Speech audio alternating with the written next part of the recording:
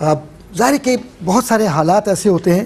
کہ جن میں ہم یہ سمجھتے ہیں کہ بغیر سفر کے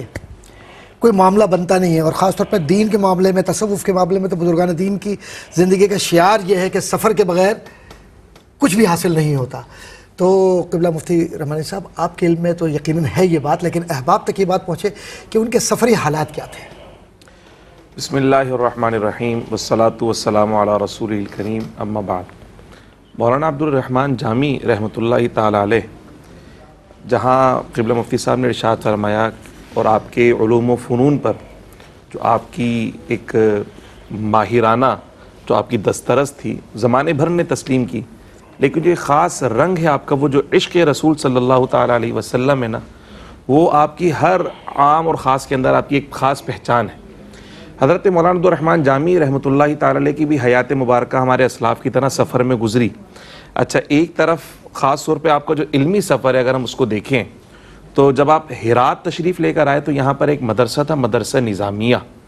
تو یہاں پر آپ نے اپنی ابتدائی تعلیم کا سلسلہ شروع کیا۔ ابھی آپ چھوٹے سے تھے اور اس مدرسے میں آپ داخل ہو گئے، تو وہاں پر جو علوم عربی کے ماہر تھے جنید اصولی، ان کے درس میں آپ شامل ہوئے، اور وہاں پر آپ نے ابتدا تو آپ کو چھوٹی کتاب سے کرنی تھی، لیکن وہاں پر جو ہے مطول کتاب پڑھائی جا رہی تھی جو ایک بڑی کتاب ہے، تو باقی سب بڑے بڑے تلامذہ تھے اور یہ ایک چھوٹا سا بچہ تھا، لیکن علمی استعداد اتنی تھی کہ یہ بڑوں کا مقابلہ کرنے کے لیے تیار تھا، اور وہ بڑی کتاب سے ہی آپ نے ابتدا کی ہے۔ فلسفے کی بنیادی مبادیات کو سمجھنے کے لیے اور کلامی مباحث جو چل رہے تھے اس کو سمجھنے کے لیے، یعنی وہ علمی استعداد مولانا جامی میں بچپن سے تھی، اور میں سمجھوں گا کہ فیضان نظر ہے کہ بچپن سے ہی مولانا جامی علیہ رحمہ، اور بلکہ بھی علمی سفر میں اگر ہم دیکھتے ہیں کہ جہاں آپ نے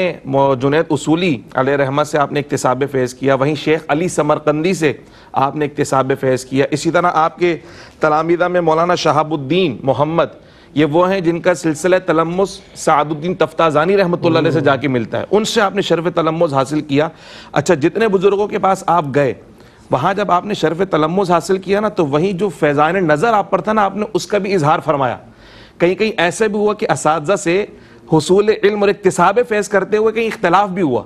اور جب اختلاف آپ کو ہوا، پھر اختلاف کا جب آپ نے اظہار فرمایا اور اس پہ جب اپنی دلیلیں دیں، تو بطور شاگرد وہاں پر موجود تھے، مگر اساتذہ بھی آپ کی رائے کو مانا کرتے تھے، کہا جو دلیلیں جامی نے پیش کی ہیں وہ بلا شبہ بہت بہترین ہے۔ یعنی وہ طریقہ جو امام اعظم ابو حنیفہ کے نظر آتا ہے، جی بالکل، قاضی ابو یوسف اور محمد الشیبانی والا، بالکل وہ نظر آ رہا ہے یہاں پر، وہ نظر آ رہا ہے۔ اس لیے میں نے فیضان نظر کا، مجھے جب میں پڑھ رہا تھا مجھے جملہ میں فیضان نظر ہے، یہ مطلب جو عشق رسول تھا اس نے بہت کچھ سکھایا۔ مدرسے میں جاتے تو اکتساب فیض کے لیے، مگر وہاں دوسروں کو فیض دے کر آتے ہیں۔ اسی طرح جب آپ سمرقند تشریف لے کر آئے تو یہاں پر قاضی زادہ روم ایک بہت بڑے عالم دین تھے، ان کے مدرسے میں آپ نے کچھ عرصہ قیام فرمایا، وہاں بھی اکتساب فیض کیا، فیض دیا بھی اور فیض لیا بھی۔ اسی طرح ایک بزرگ کا نام ہے مولانا فتح اللہ تبریزی، جو کہ مفتی اعظم تھے اس زمانے میں، تو ان سے بھی آپ نے اکتساب فیض کیا۔ اور اسی طرح اسی دوران کئی جو کتابیں پڑھائی جاتی تھیں ان پر آپ نے تعلیقات بھی لکھنا شروع کر دی۔ آپ کے استادوں نے تعلیقات دکھائیں تو آپ نے اس کی اصلاح کرنا بھی شروع کر دی۔